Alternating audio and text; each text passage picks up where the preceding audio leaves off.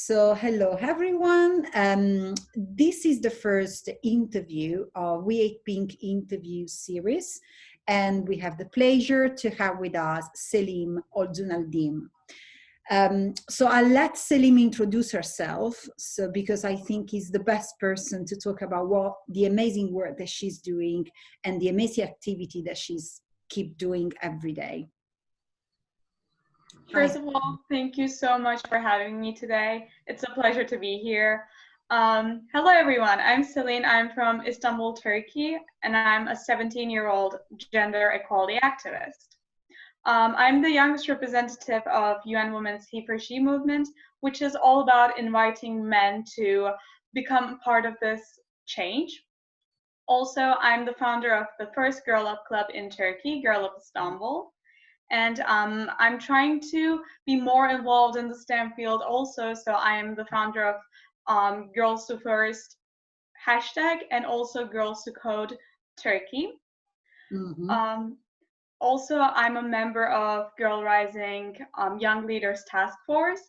And at the moment, I'm also working with United Nations Girls Education Initiative to transform education to a better way for girls.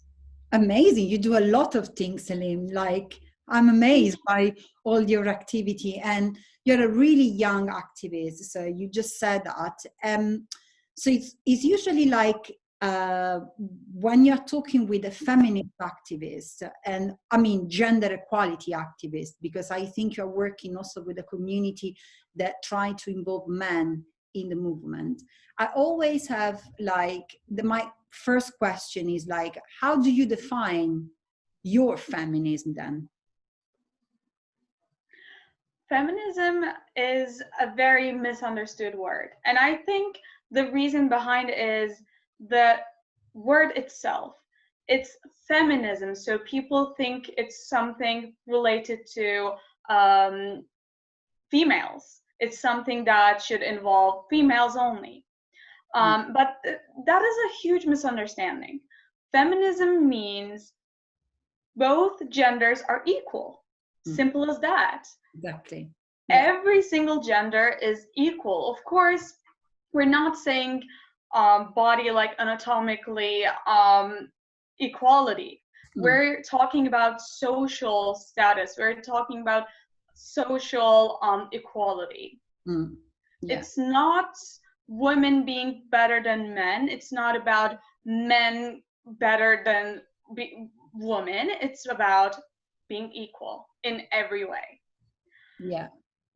And sorry, yeah, continue, because what you're saying is like I'm nodding because I completely agree with every single word you're saying.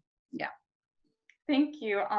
Another thing that I would like to share is I have realized that boys have been cut out of the conversation for too long. So I think it is our fault also why people think feminism is only a women thing. And also there is so many stereotypes. There are so many struggles that boys are facing, especially teenage boys are hesitating to say that they're feminists because there are so many misunderstandings and so many taboos behind the word feminism. Yeah. And that's one of the things that I'm trying to break. Yeah, and I see that HeForShe is an amazing community that has been created basically by the UNWomen globally. And before meeting you, I didn't know that it exists. So with We Ate Pink as well, we're trying to involve men. We did one event to involve men in feminism. And I think, like you said, that it's so important because we are actually dealing with men every day. Men are our dads, our partner, our boss. Sometimes we can be their boss, our colleagues, our friends. And sometimes they don't have the knowledge to like understand what's going on, or they don't know how to actually tackle the problem and like what they need to do in order to help the women that they love, but not just the women that they love, every woman, and how they can support them. My next question will be, how inclusive do you think the movement is. So I'm talking about intersectionality on that level. Actually, intersectional feminism is a pretty new word for many people. I have actually, even me, I have actually learned this, the definition of intersectional feminism around 4 months ago, which is pretty new for me. So there are types of feminism. There is a white feminism, and I don't agree that it is an actual movement. I do not agree that these people who are white feminists are supporting women's rights.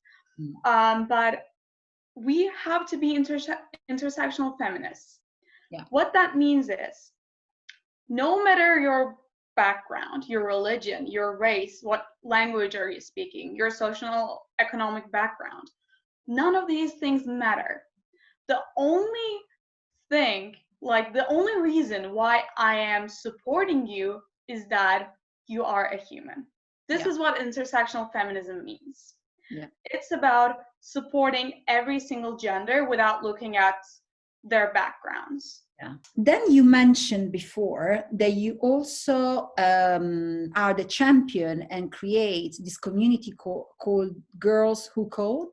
And I personally have experience in tech, in the tech industry for a while. So I know that the number of women in STEM is quite low. So what do you do with Girl Who Code in Turkey? What your activities, and what do you try to achieve with this community? So I think people usually forget the gender gap in the STEM field. STEM is our future, like it or not. And women have to be involved in the future in the STEM field. And even though people are saying that there are no stereotypes and we're just making it all up because we're running out of problems, no. The moment when I have realized that was probably when I looked up to different clubs in my high school and in my friends' high schools. So we go to private schools, and we have so many different clubs. We have a variety of STEM clubs. And I have realized that girls tend to go to art-related clubs, and boys were going to the robotics and computer-related clubs, coding clubs. But everyone was denying the fact that there was a whole gender stereotyped clubs selections. Everyone was denying it. So after I realized that, by the way, I want to say I'm not involved, like I'm not really enjoying coding or stuff like that. I completely understand. Yeah. But I want to support girls who are incredible at coding, who have the power, who have the opportunity, who do not have the opportunities, and I want to give them an opportunity to pursue their dreams. So with that in mind, I have went to our school's robotics club, which is Ultimate Robotics 7 to 8:30. And I have talked with them. I have explained HeForShe and how we could include them, and they were extremely positive about it. The feedback was just amazing, and they wanted to support me. So we were thinking about how we could introduce robotics to young girls, and how we could invite them, how we could make them feel welcomed. Because that's one of the issues too. Even though girls do want to go to robotics teams, STEM teams, they do not feel welcomed. They do not feel comfortable. They do not feel safe. That is another perspective. So our robotics club was visiting public schools, especially public schools, to teach the basis of coding to young students. Amazing. And we thought, why can't we do workshops and special lessons just for girls, where we could inspire them in person? And everyone liked that idea. And I have got in touch with Girls Who Code, and we brought Girls Who Code movement to Turkey, and we became the first Girls Who Code club. And we went to different cities, different schools, different campuses, created conferences, workshops, and also, of course, used the power of social media. And in less than a year, we have reached to 30,000 young girls, which was amazing. It's impressive. Yeah, well done. And I think it's great how you can start from an idea and make that a community that like 30,000 people is following. Is fantastic, impressive. So when you are talking about community, obviously what you create, and I can see that with the activity that I do with We Hate Pink, you play a lot and you work a lot with what is always considered, what we consider sisterhood. So what are your thoughts on the term sisterhood, and do you use it? Actually, I have recently started using it. Before Girl Up, I wasn't really familiar with the word sisterhood. And I didn't really knew what the actual meaning was behind it. But after I joined Girl Up, it was amazing. I really felt welcomed. I really felt those fellow members were supporting me. There was a real community, a real safe place where we could talk about anything, where we could do anything, and lift each other up and help each other on each of our journeys. And it was an incredible experience for me. And that was the moment when I realized, when I have learned the meaning of sisterhood. Because before that, I was just thinking like maybe cheerleader term or something like that. I wasn't even familiar with it. Sounds like, Yeah.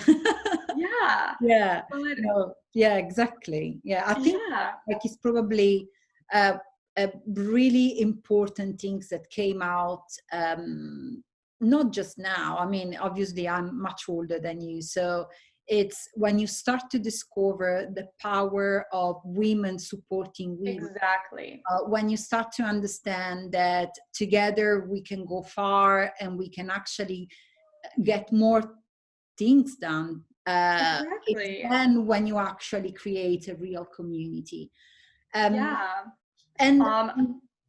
that is so important, because then it will basically help you to create and to learn from each other and grow together, and like start to avoid that constant judge, because we didn't grow up with these things of like almost like hate the other women, because that is what the patriarchy telling you to do. But then once you get over that and you discover that other women, they're facing your same problem, we are all in the same situation, and we are all have the same, sometimes a different way to face that problem. So it's useful to know if your sister, if your friend can give you an advice and that you can apply to your life, basically. Exactly, I totally agree. And I really felt that with Girl Up, because lots of people just say that they're supporting women, but one day later they're judging a girl because she's wearing a short skirt, for example, or because she's wearing too much makeup. We do like those things to each other. We're judging each other without even realizing. And it's so true. Sorry, interrupt you. We're discriminating each other subconsciously, because that's what patriarchy wants us to do. So when they're dealing with real problems, we're just picking up on each other.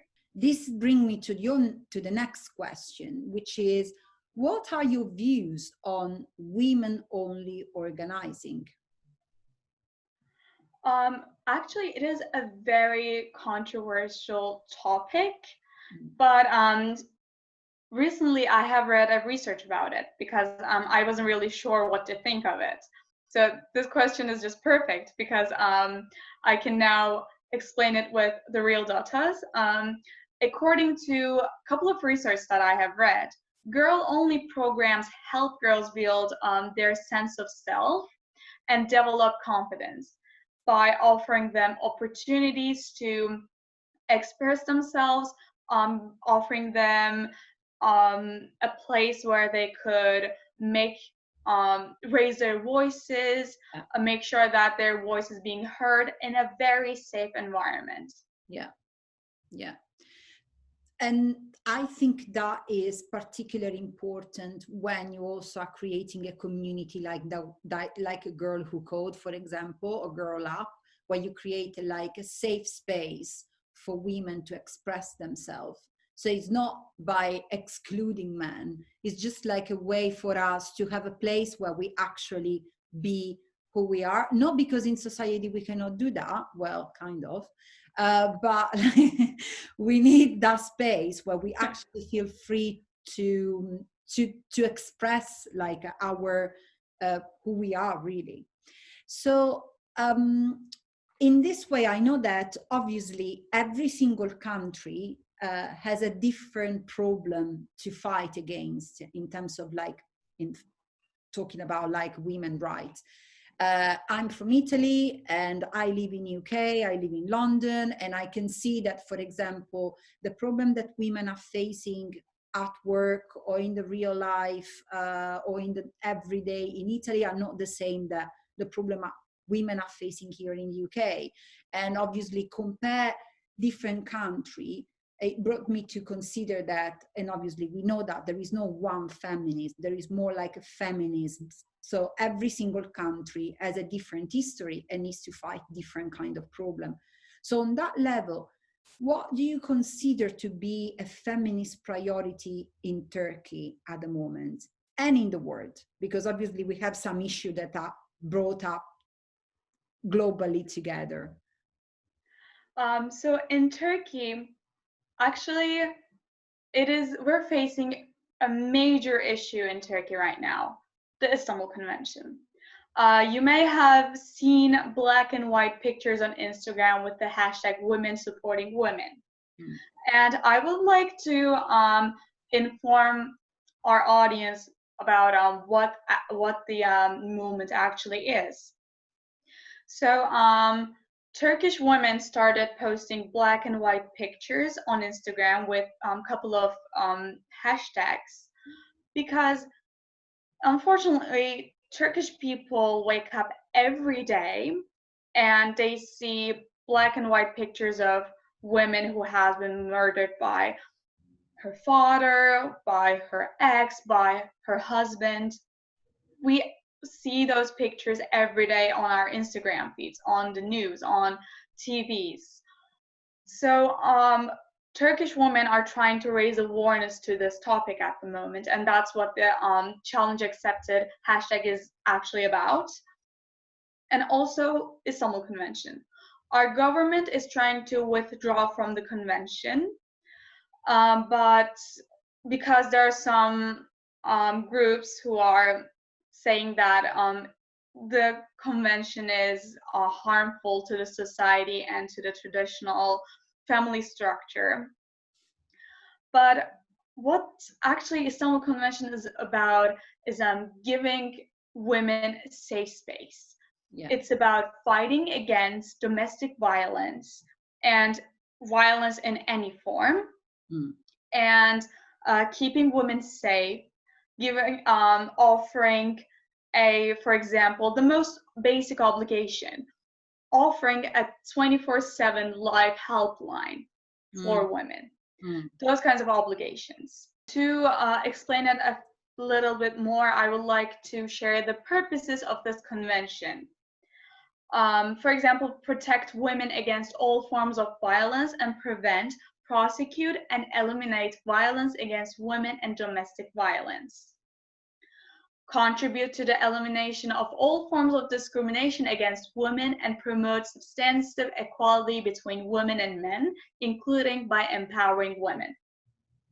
The government should design a comprehensive framework, policies and measures for the protection of and assistance to all victims of violence against women and domestic violence. These are just some couple of purposes of the convention. And I do not think that they are being disruptive to the traditional family structure in any way. No. And for the record, in the first 6 months of the 2020, there has been 146 women who has been killed. 108, how many? 100? 146. Wow. Just on the first 6 months. So if this is our society, if this is the traditional family structure, yes, I think it should be disrupted. Yeah. Yeah, definitely. Absolutely. Wow, that was so interesting. And thank you so much for the amazing work you are doing, the amazing energy that you share today, because I think like I have the opportunity to have such an interesting conversation with a woman, with a young woman like you, is a pleasure and is an honor for me. So thank you again for your amazing work, and I hope to meet you face to face in London, in Istanbul, wherever in Europe. Yeah, we have to do it. Yeah. Yes, definitely. Thank you very much. Thank you so much. Bye.